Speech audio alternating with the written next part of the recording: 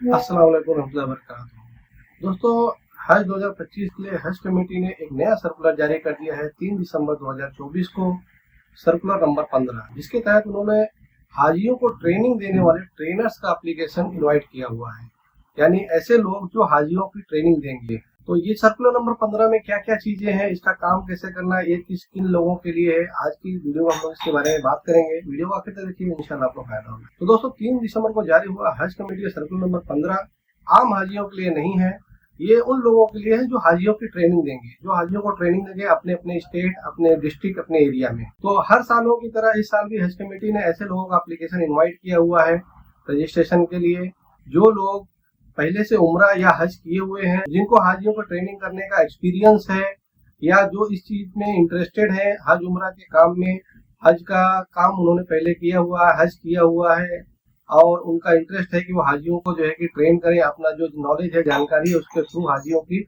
Training करें, ये जो है कि खिदमत हाजियों के लिए दे सकते। तो ऐसे लोगों के लिए ये एप्लीकेशन स्टार्ट किया गया है। नॉर्मल जो आम हाजी हैं, उनको इस सर्कुलर से कोई खास मतलब नहीं है, कोई संबंध नहीं है। तो हज कमेटी ने उसमें बताया कि ऐसे लोग जो जिन्होंने पहले हज या उम्रा किया हुआ है, और जिनको हज के बारे में अच्छी नॉलेज है, वहाँ के अरकान के बारे में, हज का प्रोसेस के बारे में, फील्ड के बारे में, रास्तों के बारे में, ये हज से रिलेटेड जो भी चीजें हैं उसके बारे में जानकारी है, और उनको लोगों से बातचीत करने का, लोगों को एड्रेस करने का, उनको ट्रेनिंग देने का तजुर्बा है, या उसका उनको सलाहियत उनके अंदर है। और जो है कि ये लोग टेक सेवी होना चाहिए, मतलब कंप्यूटर्स, मोबाइल्स, टेक्नोलॉजी, उनको अच्छे से आईटी के बारे में जानकारी होना चाहिए, हज सुविधा ऐप अच्छे से उनको चलाना आना चाहिए, उसके बारे में जानकारी होना चाहिए, और हज के जो दीगर पहलू हैं, दीगर चीजें हैं, वो सब भी अच्छे से इन्हें आना चाहिए। तो ऐसे लोग जो है कि हज ट्रेनर के लिए अप्लाई कर सकते हैं, रजिस्ट्रेशन कर सकते हैं। और ये जो ट्रेनिंग का सिस्टम होगा वो 2 स्टेजेस में होगा, जैसा कि हज कमेटी ने बताया हुआ। पहले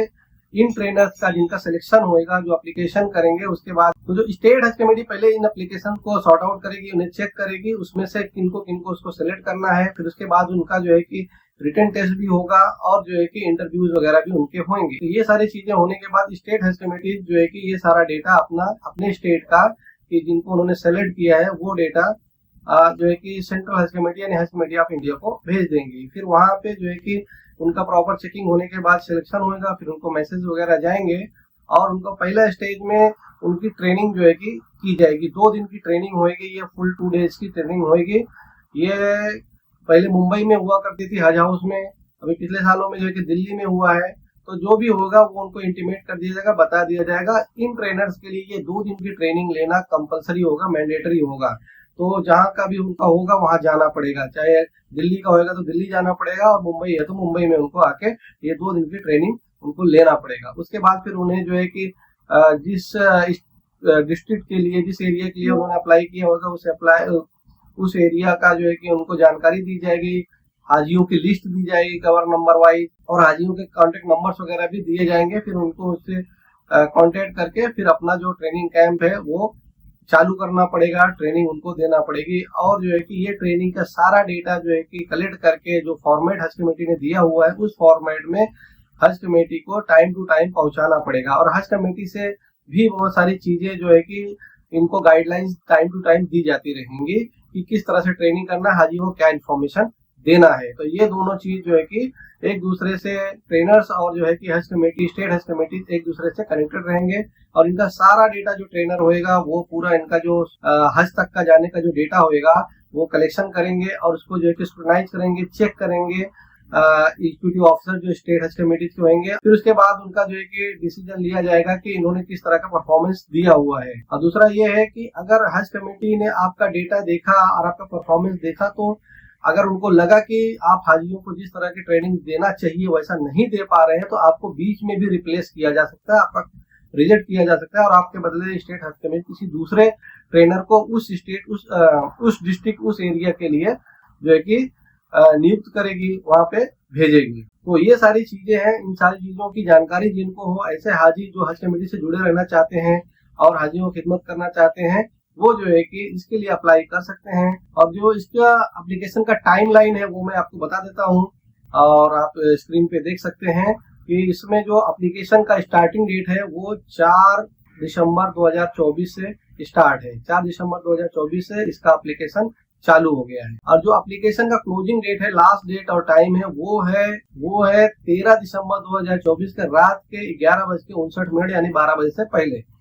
तो ये आपको टाइमलाइन ध्यान में रखना है कि 4 तारीख से एप्लीकेशन स्टार्ट हो गया है और 13 तारीख का लास्ट डेट है, उसके पहले आपको अप्लाई कर देना है। और जिसके लिए रिटन टेस्ट वगैरह होगा वो दिसंबर महीने के तीसरे हफ्ते के बाद होएगा, तीसरे हफ्ते में हो सकता है। मतलब कि एप्लीकेशन आप जब 13 तारीख को लास्ट डेट करेंगे, उसके एक हफ्ते के अंदर ही आपको जो है रिटन टेस्ट के लिए बुलाया जा सकता है। और जो सिलेक्शन होगा, इंटरव्यू वगैरह होगा, वो जो है आपका दिसंबर के लास्ट वीक में यानी दिसंबर के अंत में आपका इंटरव्यू वगैरह भी हो जाएगा, फिर आपका सिलेक्शन हो जाएगा। और जो 2 दिन का ट्रेनर्स का ट्रेनिंग जो होगी, जो ये ट्रेनर सेलेक्ट किए जाएंगे, इनकी जो 2 दिन की ट्रेनिंग होगी वो जो है कि जनवरी के पहले हफ्ते में हो सकती है, चाहे मुंबई में होगी चाहे दिल्ली में होगी। तो आप इस टाइमलाइन से ये चीज समझ सकते हैं, नॉर्मल जो आम हाजी है वो भी, कि उनकी ट्रेनिंग जो होगी इंशाअल्लाह जनवरी महीने से स्टार्ट हो जाएगी। क्योंकि ये ट्रेनर्स का जो काम जनवरी महीने में अगर कंप्लीट कर लिया जाएगा, इनका सिलेक्शन वगैरह का, तो जो कैंप का ऑर्गेनाइजेशन होगा, कैंप का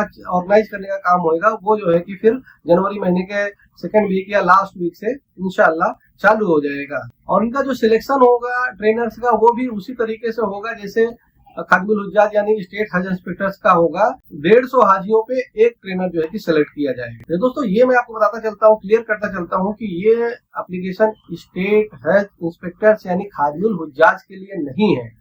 ये जो है कि इंडिया में जो ट्रेनिंग देने के लिए हज के ट्रेनर्स हैं उनके लिए है। तो ट्रेनिंग कैंप्स में जो ट्रेनिंग देते हैं उनके लिए है। और इनका सारा काम यहाँ इंडिया में ही अपने लोकल एरिया में मैक्सिमम जो है कि एयरपोर्ट तक रहेगा। उसके बाद इनको जो है कि सऊदी जाने का वहां पे कोई काम इनको नहीं है, इनको सऊदी नहीं भेजा जाएगा।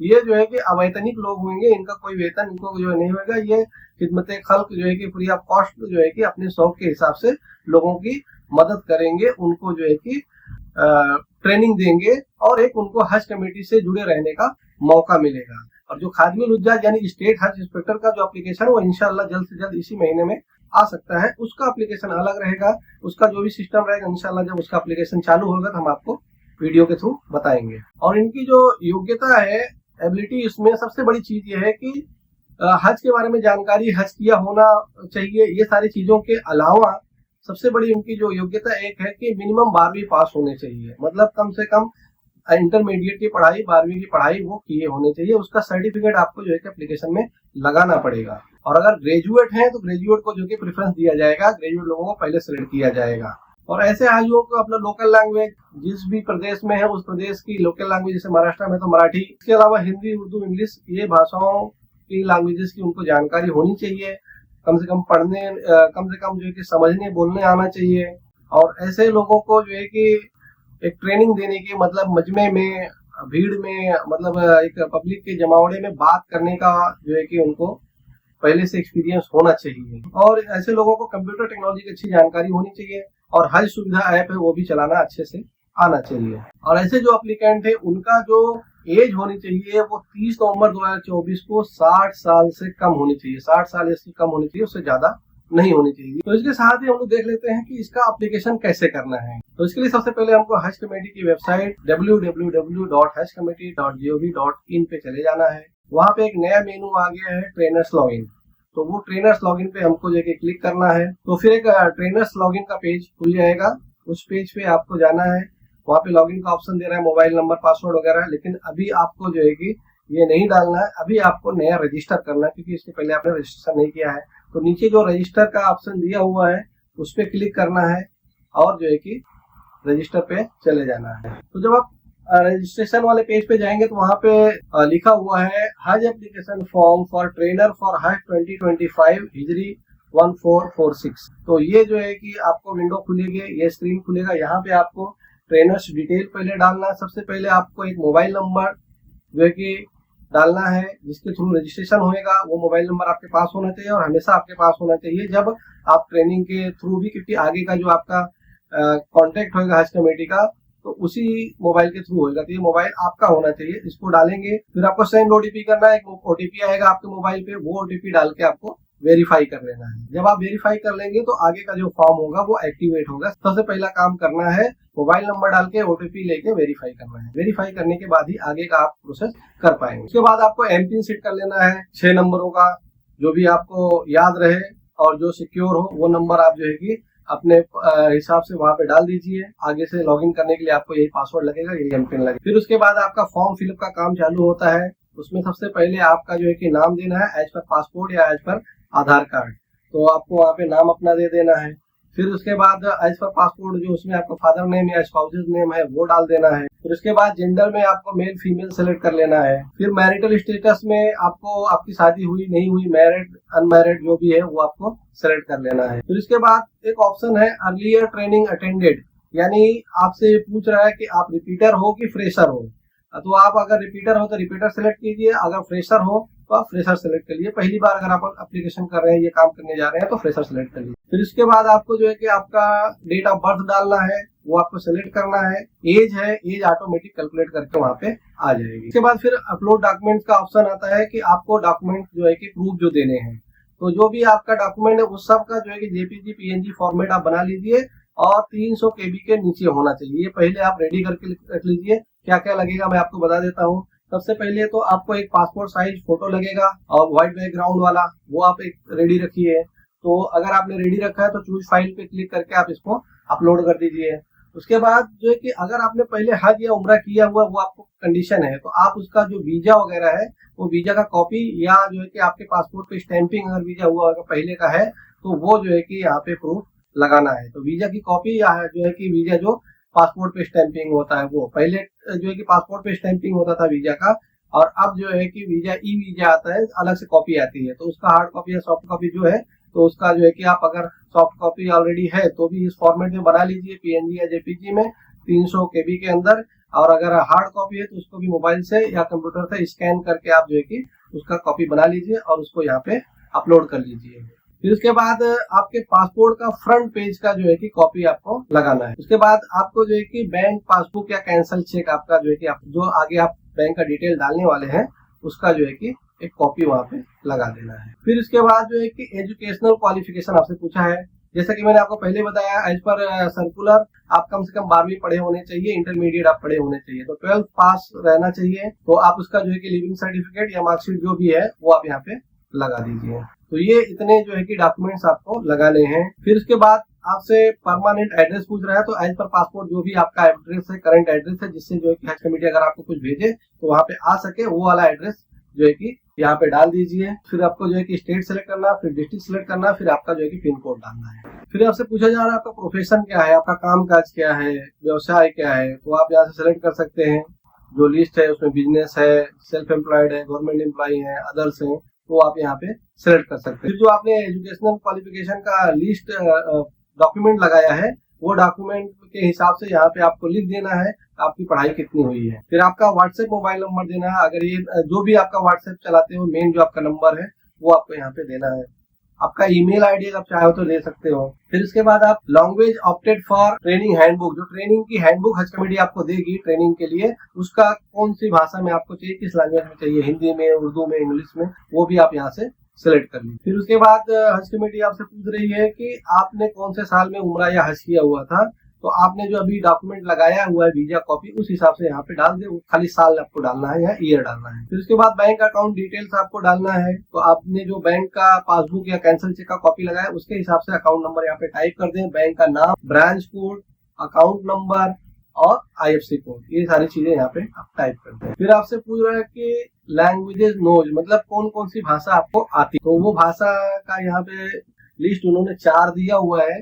उसमें से जो जो भाषा आपको आती है आप लिख दे। जैसे हिंदी आती है तो हिंदी लिखें, मतलब उसमें 3 ऑप्शन है, उसमें जो है कि स्पीक, रीड एंड राइट, मतलब आप ये भाषा जो आपने लिखा, जैसे हिंदी लिखा है तो आप उसको बोल सकते हैं, पढ़ भी सकते हैं और लिख भी सकते हैं। बहुत सारी चीजें जैसे बहुत सारे लोगों को उर्दू पढ़ना या समझना तो आता है, बोलना तो आता है, लेकिन लिखना नहीं आता। उसी तरह से इंग्लिश भी है, तो वो आपको जो है कि तो आपको उसी हिसाब से जो भी लैंग्वेजेज है, चारों में लैंग्वेजेज जो भी आपको आती है, 2 आती है तो 2 ही, तो जितना आता है आप वहाँ लिखो, हिंदी, उर्दू, इंग्लिश, मराठी, गुजराती, बंगाली, जो भी आप स्टेट में उस हिसाब से जो उसकी लोकल लैंग्वेज है वो भी आप यहाँ पे लिख दें और उसके सामने आप यहाँ पे यस नो कर दें कि आपको पढ़ना आता है, बोलना आता है, लिखना आता है। जैसे कोई लोकल लैंग्वेज है जो आप बोलना जानते हैं लेकिन लिखना नहीं जानते हैं, तो लिखने वाले में नो लिख दीजिए, आप नो सेलेक्ट कर लीजिए। फिर उसके बाद है डिटेल, जिन्होंने पहले जो है कि रिपीटर जो है, जिन्होंने पहले भी हज ट्रेनर का काम किया हुआ है हज कमेटी के साथ में, उनसे ये पूछा जा रहा है कि आपने ट्रेनिंग कितनी बार की है, कौन से साल में की है। तो वो आप जो है कि अगर आप रिपीटर हैं तो आप यहाँ पे डिटेल डाल सकते हैं। Number of training camps organise, मतलब टोटल कितने ट्रेनिंग कैंप आपने किए हुए हैं, किस साल में आपने ट्रेनिंग कैंप किया, और किस साल में कितने जो है कि हाजियों को आपने ट्रेन किया, और किस स्थान पे, किस जगह पे आपने ट्रेनिंग की, स्टेट या विलेज का नाम, सिटी का नाम। फिर उसी तरीके से एक और कॉलम है, अगर 2 सालों में आपने किया, 3 सालों में किया है, तो वो भी जो है कि आप यहाँ पे डाल सकते। तो ये सारी चीजें होने के बाद फिर आपको कैप्चा आता है, सिक्योरिटी कोड आता है, वो कैप्चा आपको डालना है और सबमिट कर देना। सारा चीजें ओके होगा तो आपका सबमिट हो जाएगा। फिर एक आपका पीडीएफ कॉपी निकलेगी आपका एप्लीकेशन का, वो आपको संभाल के रख लेना है। और सबसे बड़ी बात है कि फिलहाल ये जो एप्लीकेशन है वो आपको कहीं भेजना नहीं है, हज कमेटी को भेजना नहीं है। हज कमेटी को एप्लीकेशन हो जाएगा, उनके पास आपका डेटा पहुंच जाएगा, फिर आपसे वो खुद कांटेक्ट इंशाल्लाह करेंगे। तो दोस्तों ये सिस्टम है, इस तरीके से आप जो है कि हज ट्रेनर के लिए एप्लीकेशन कर सकते हैं। तो अगर आप इस साल हज ट्रेनिंग का काम करना चाहते हैं तो आप जो है कि 13 दिसंबर 2024 से पहले जो है कि एप्लीकेशन जाके हज कमेटी के साइट पे कर दें। और इसके साथ ही साथ आपको ध्यान रखना है कि आपको जो है कि 13 दिसंबर 2024 से लेके 15 जनवरी 2025 तक, ये यानी या तो फिर पूरा जनवरी 2025 तक आपको फ्री रहना पड़ेगा। इसमें जो है कि कभी भी आपको जो है कि रिटन टेस्ट के लिए बुलाया जा सकता है, इंटरव्यू के लिए बुलाया जा सकता है, और आपकी जो 2 दिन की ट्रेनिंग होगी वो होगी। तो ये जो है शेड्यूल आप ध्यान रखें।